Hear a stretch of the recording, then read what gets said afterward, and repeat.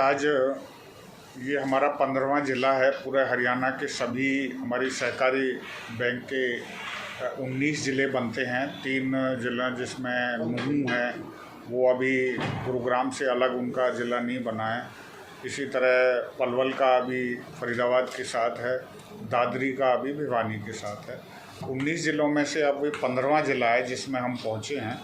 एक कार्यक्रम है पैक्स सशक्तिकरण से किसान की समृद्धि, उसको लेकर के पूरा हरियाणा प्रदेश में हमारी 750 पैक्स हैं हमारी सहकारी बैंक की। उनका कंप्यूटराइजेशन का काम लगभग पूरा हो चुका है। दूसरी बात, माननीय मोदी जी ने केंद्र सरकार में सहकारिता मंत्रालय अलग किया है। माननीय अमित शाह जी सहकारी मंत्री हैं, उन्होंने 176 तरह की सेवाएं वो पैक्स को दी हैं।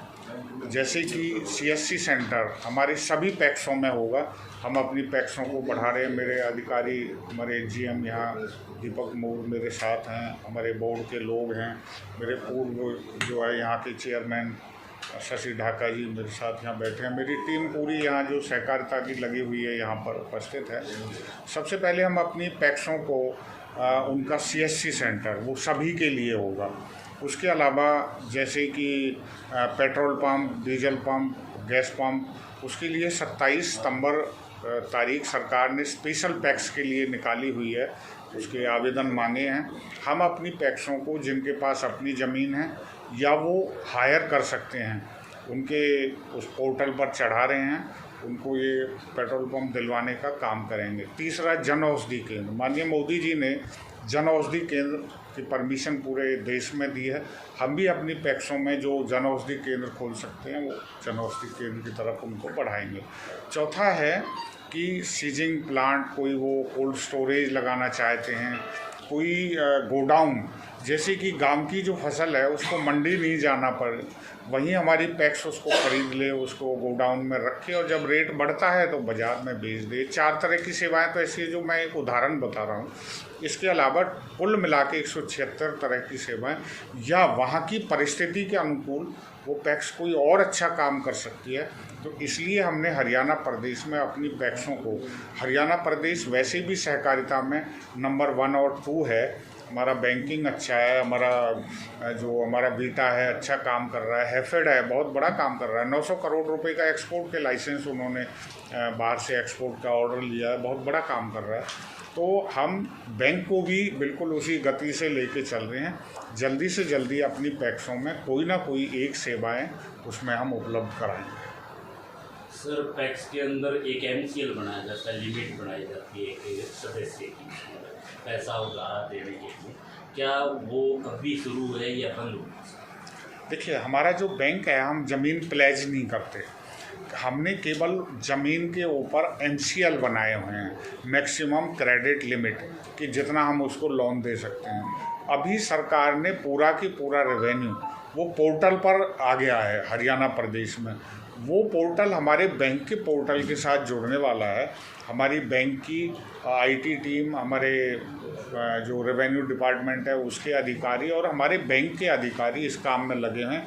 वो पोर्टल जब बैंक के पोर्टल से अटैच हो जाएगा तो उनके एमसीएल भी बढ़ेंगे, जो 2014 के बाद वो नहीं बढ़े हैं, तो वो एमसीएल भी हम बढ़ाएंगे। इसके अलावा माननीय मुख्यमंत्री जी का धन्यवाद है, लाल डोरे को उन्होंने बढ़ाया है और लाल डोरे में रजिस्ट्रियाँ करके सरकार ने लोगों तक भेजी है।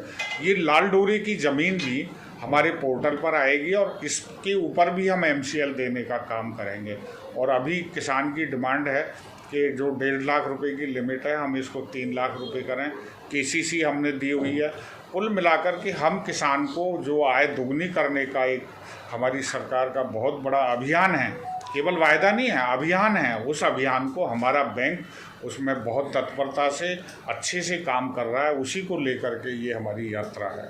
जिन लोगों के एमसीएल ज़मीन वाले के बने हुए हैं उनको तो पैसा देता है बैंक। जो सदस्य आपके बिना ज़मीन वाले सदस्य बने थे उनको पैसा बैंक नहीं दे रहा है। नहीं, देखिए, ऐसा नहीं है कि हम बिना ज़मीन वाले को नहीं देते। अगर वो गांव में रहता है और उसका एमसीएल है, हमारे पास 2 तरह के एमसीएल हैं। एक एमसीएल है कृषि का, किसान का, एक नॉन एग्रीकल्चर का हमारे पास एमसीएल है, जिनके पास ज़मीन नहीं है। जिनका कोई ज़मीन का रिकॉर्ड नहीं, हम उनको भी पैसा देते हैं। तो अभी जो है वो लोन जिन्होंने पहले पे कर दिया है, समय पर दे रहे हैं, उनको लोन की फैसिलिटी हम लोग दे रहे हैं, अगर ठीक गुड पे मास्टर है तो दे रहे हैं। इसलिए पहली सरकार का देखिए, उन्होंने माफ़ किया लेकिन धोखा किया एक किसान के साथ। कैसे धोखा किया? वो कहते हैं कि हमने किसान का माफ़ कर दिया, लेकिन जो गैर कृषि वाला जो हमारा मेंबर था उसका लोन माफ़ नहीं किया। आज हमारे लिए वो बहुत बड़ी समस्या बनी हुई है। इसलिए हमने सभी को हम सुविधाएं दे रहे हैं, चाहे वो हमारा MCL वो कृषि वाला है, चाहे नॉन एग्रीकल्चर में, दोनों के लिए सुविधाएं हैं। भाटी जी, आज भी आप जैसे आप देख रहे हैं डबल इनकम की कंपेनिंग चला रही है सरकार, मगर फिर भी आज किसान नाराज दिखता है। कहीं सूखे को लेके कह रहा सूखा घोषित करे, कर्ज माफी को लेके किसान नाराज दिख रहा है। देखिए, किसान बिल्कुल नाराज़ नहीं है। किसान को किसान सम्मान निधि के आधार पर किसान का कंपनसेशन, जो पिछली सरकार 5 और 10 रुपये का चेक दिखाती थी, आज मिनिमम भी हमारी सरकार में 12,000 रुपये से शुरू हुआ था और अब सरकार ने उसको 15,000 कर दिया। इसलिए किसान को बाकायदा पैसा मिल रहा है। ये तो चंद कोई एसोसिएशन है, वो स्पॉन्सर्ड लोग हैं जो विरोध के नाम पर जो है वो प्रदर्शन करते हैं। हरियाणा प्रदेश में किसान बिल्कुल संतुष्ट है। और दूसरी बात, जो स्वामीनाथन आयोग था उसकी रिपोर्ट, माननीय हुड्डा साहब उसके अध्यक्ष थे, हुड्डा साहब ने उस रिपोर्ट को लेकर ठंडे बस्ते में डाल दिया। लेकिन हमारी सरकार जब से आई है, माननीय मोदी जी के नेतृत्व में, मनोहर लाल जी के नेतृत्व में, किसान की आय को 2 गुना करने का बीड़ा, देखिए चाहे एग्रीकल्चर विभाग है, हमारा एनिमल हस्बेंड्री विभाग है, हमारा सहकारिता विभाग है, हमारा बैंक देखिए आप, उसी कड़ी को किसान की आय 2 गुना हो, पैक्स सशक्तिकरण से किसान की समृद्धि। अगर हमारे पैक्स काम करने लगते हैं तो निश्चित तौर पर हमारे किसान की आय बढ़ेगी। हम किसान को अब फल सब्जियों के लिए वो पैसा लेना चाहता, उसको JLG में पैसा दे रहे हैं। सरकार की स्कीम है कि जो फल सब्जियों की जो सोसाइटी है उनको 5 लाख रुपए लोन देते हैं, 1 लाख रुपए के उसमें सब्सिडी है।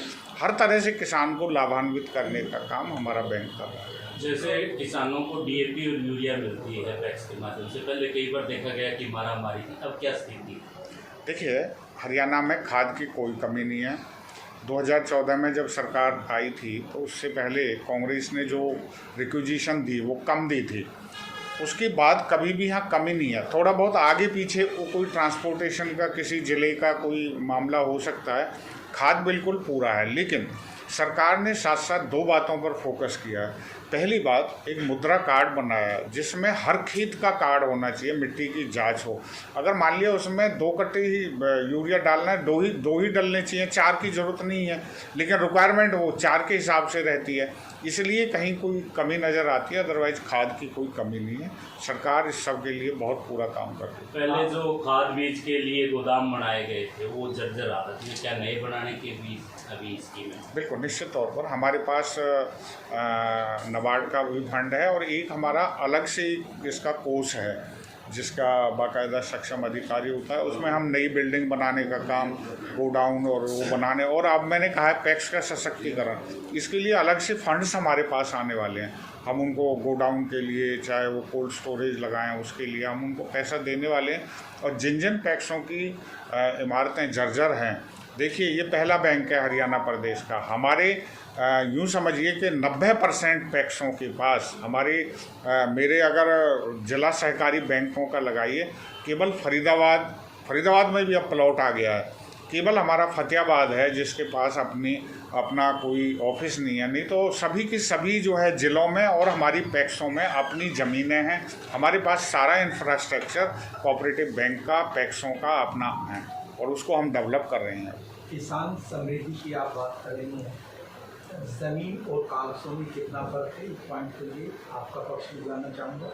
और दूसरा, जो खेत खलिहान में मजदूर तबका कार्य करा है, परिश्रम करा है, उसके लिए क्या कुछ? देखिए, सबसे पहले तो किसान सम्मान निधि, बिना किसी बिचौलिए के किसान सम्मान निधि सीधे डायरेक्ट ट्रांसफ़र बेनिफिट के जरिए उसके खाते में आ रही है और बिल्कुल टाइम इंटरवल के हिसाब से आ रही है। इसलिए किसान सम्मान निधि एक बहुत बड़ा काम है।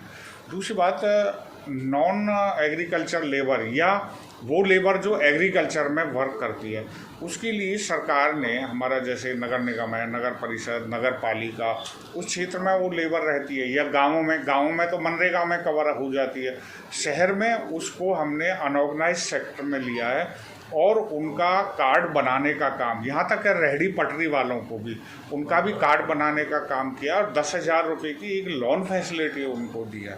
इसलिए उस अनऑर्गेनाइज सेक्टर को जोड़ने का काम माननीय भूपेंद्र सिंह यादव हमारे उसके मंत्री हैं और उन्होंने इस अनऑर्गेनाइज सेक्टर की लेबर को जोड़ने का काम किया, उनको सभी सुविधाएं। दूसरी बात मैं आपके ध्यान में लाना चाहता हूँ, ESI PF की फैसिलिटी जो केवल पहले जो एम्प्लॉयर काटता था वो देता था, अब वो खुद भी अपने पैसे जमा करा सकता है। ESI PF की फैसिलिटी इस अनऑर्गेनाइज सेक्टर को भी मिलती है।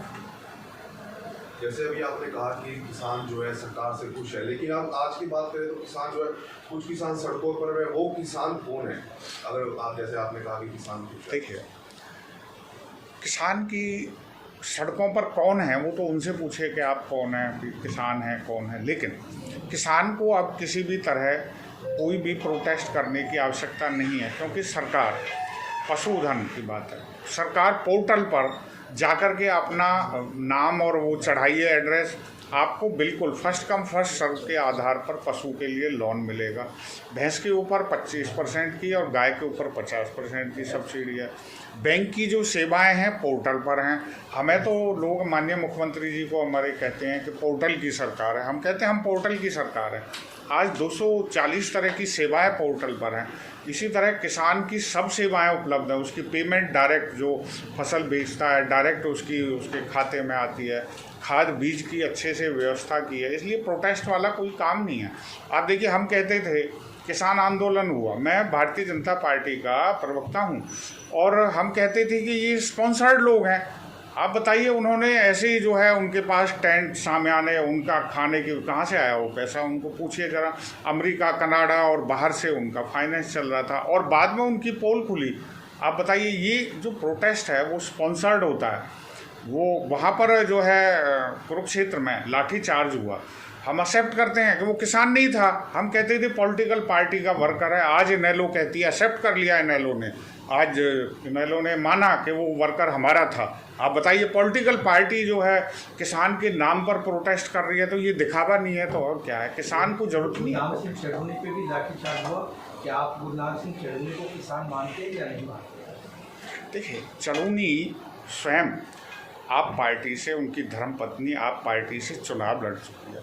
चढ़ोनी जी हरियाणा में प्रोटेस्ट करते हैं, पंजाब में जाकर चुनाव लड़ने की बात करते हैं, इसलिए वो सब पॉलिटिकल एक स्टंट है। वो किसान है नहीं है वो तो उनसे पूछिए, वो किसान है कि नहीं है।